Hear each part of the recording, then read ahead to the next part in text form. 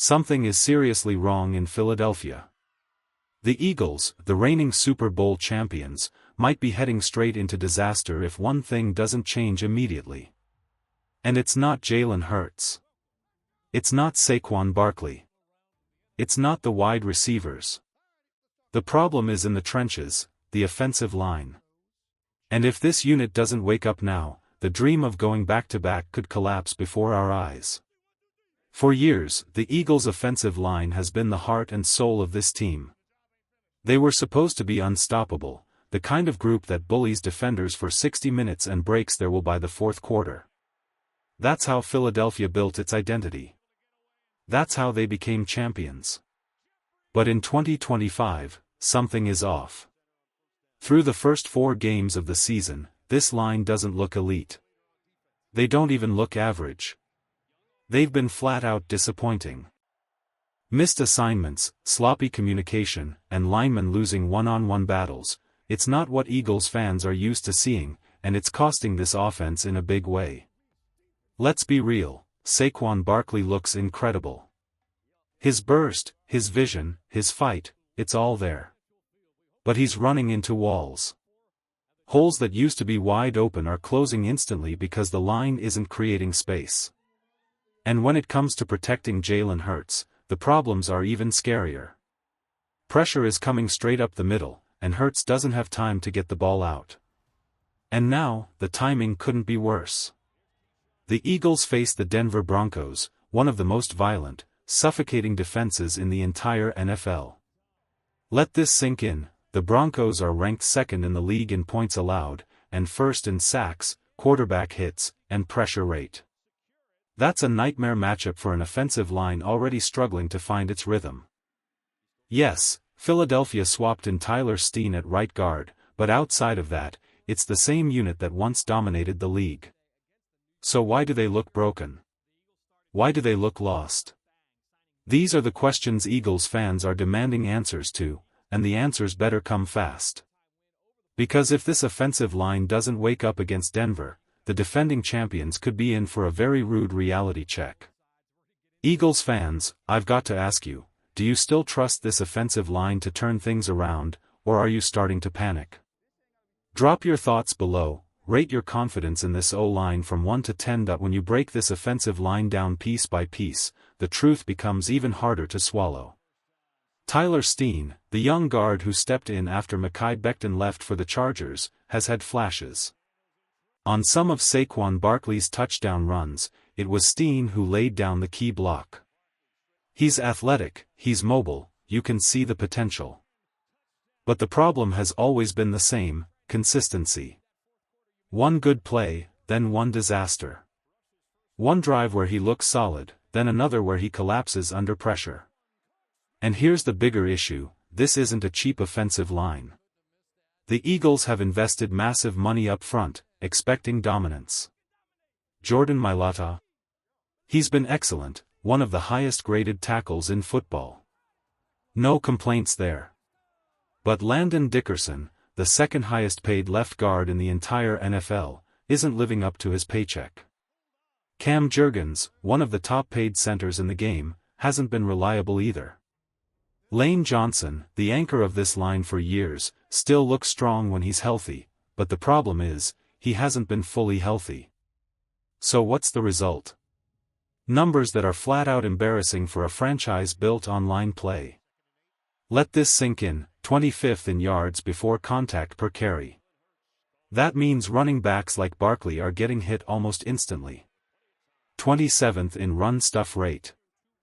Defenses are swallowing plays before they even develop.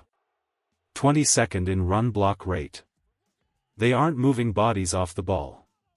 24th in pressure rate allowed. Jalen Hurts is getting swarmed too often. 26th in pass block win rate.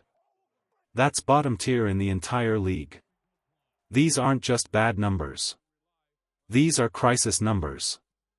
This is an offensive line that was supposed to be top 5 in the NFL, maybe even number 1, and instead they're performing like a bottom feeder unit. And the ripple effect is everywhere.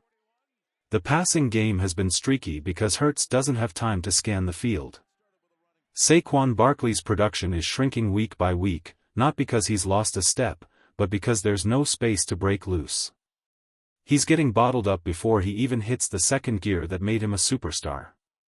This isn't just sloppy football, it's sabotaging the entire offense. And unless this line finds its dominance again, the Eagles' championship window could slam shut a lot quicker than anyone expected. Be honest, Eagles fans, are you blaming the players, the coaching, or the money that's been invested in this O-line? Drop your answer in the comments. Last season, Saquon Barkley was unstoppable. He wasn't just great, he was legendary. Over 2,000 rushing yards in the regular season, a franchise record, and run after run that made defenses look helpless. 40, 50, 60-yard bursts weren't rare moments. They were normal. Every time Saquon touched the ball, fans held their breath because they knew something special could happen. But this year? It's like a completely different world. Those explosive runs we were used to seeing, they've disappeared.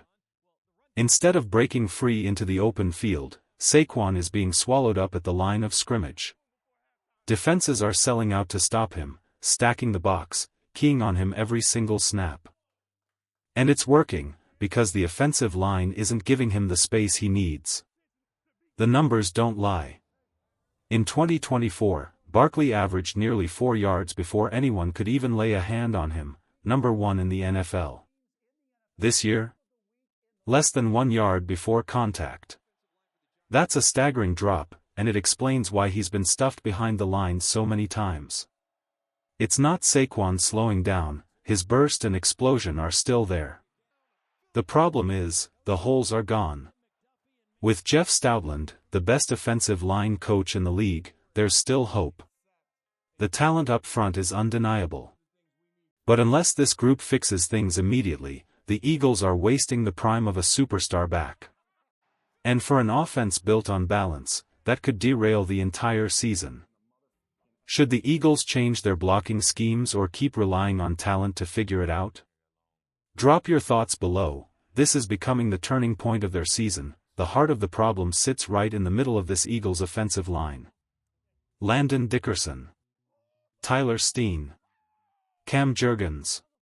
3 players who were supposed to be anchors are instead giving up a combined 26 pressures in the passing game.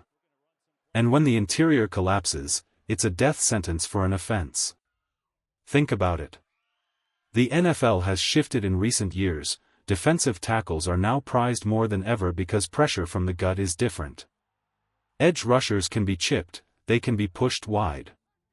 But when that wall in front of the quarterback caves in, the pocket muddies, vision disappears, timing shatters, and everything falls apart. That's exactly what's been happening to Jalen Hurts. He's been forced off his spot. He's been sacked.